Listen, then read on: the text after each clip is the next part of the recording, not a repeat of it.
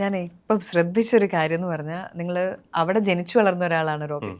റോബിൻ്റെ മലയാളത്തിൽ പക്ഷേ ഒരു ആക്സെൻറ്റ് പോലും ഇല്ലാണ്ട്, അതായത് മലയാളം വളരെ ശുദ്ധമായി സംസാരിക്കുന്നു. വിദേശ രാജ്യങ്ങളിലേക്ക് പോയാൽ, നാട്ടിൽ പോലും മലയാളം കുഴച്ച് മിണ്ടുന്നവരാണ്. വിദേശത്തേക്കൊക്കെ പോയി കഴിഞ്ഞാൽ പിന്നെ അവിടുത്തെ ലാംഗ്വേജിലോട് നേരെ പിടിച്ച് പിന്നീട് മലയാളത്തിനെ മറക്കുന്നവരുടെ ഇടയിൽ താങ്കൾ ഒരു അപവാദമാണല്ലോ. അങ്ങനെ കുറേ പേരുണ്ടോ അവിടെ?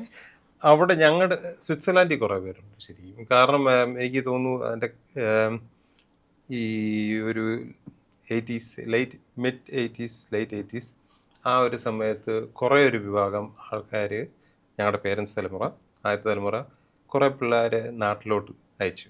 അപ്പോൾ ഞങ്ങളെ നേരത്തെ വിട്ടു, അവർ പിന്നെ വരാനായിരുന്നു. കാരണം ആദ്യത്തെ തലമുറയുടെ ഒരു അംബിഷൻ അന്നെന്ന് പറഞ്ഞാൽ ഇവിടുന്ന് പോയി കഴിഞ്ഞ് ഒരു 10 കൊല്ലമൊക്കെ അവിടെ ജോലി ചെയ്തിട്ട് കുറച്ച് സമ്പാദിച്ച് കുടുംബാംഗങ്ങളെയൊക്കെ രക്ഷപ്പെടുത്തിയിട്ട് എന്തെങ്കിലും ഇവിടെ വന്ന് ജീവിക്കാൻ തന്നെയായിരുന്നു അവരുടെ സ്വപ്നങ്ങൾ. അപ്പോൾ അതെല്ലാവരും എക്സിക്യൂട്ട് ചെയ്യാനൊപ്പം ട്രൈ ചെയ്തു. അപ്പോൾ അതിൻ്റെ ഒരു പാർട്ടായിട്ട് ഞങ്ങളെ ആദ്യം നാട്ടിലോട്ട് വിട്ടപ്പോൾ ഞാനൊക്കെ ഇവിടെ ആദ്യത്തെ 1-2 ക്ലാസ്സുകൾ ഇവിടെ പോയി അറ്റൻഡ് ചെയ്തു.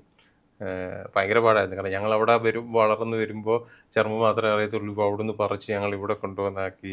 ഞങ്ങൾ ഇവിടെ കംപ്ലീറ്റ് വേറൊരു കൾച്ചർ, ലാംഗ്വേജ്, എല്ലാം ക്ലൈമറ്റ് ഇതൊക്കെ ആയിട്ട് പൊരുത്തപ്പെട്ടു പോകാൻ ആദ്യത്തെ കൊല്ലങ്ങൾ എല്ലാവരും സ്ട്രഗിൾ ചെയ്തു. പിന്നെ ഞങ്ങൾ പേരൻസുമായിട്ടല്ല ഇപ്പോൾ ജീവിക്കുന്നത്. ഒത്തിരി പേര് ബോർഡിംഗ് സ്കൂള്, ഒത്തിരി പേര് ഏതെങ്കിലും അങ്കിളും ആൻറ്റിമാരുടെ ഒക്കെ അടുത്ത്.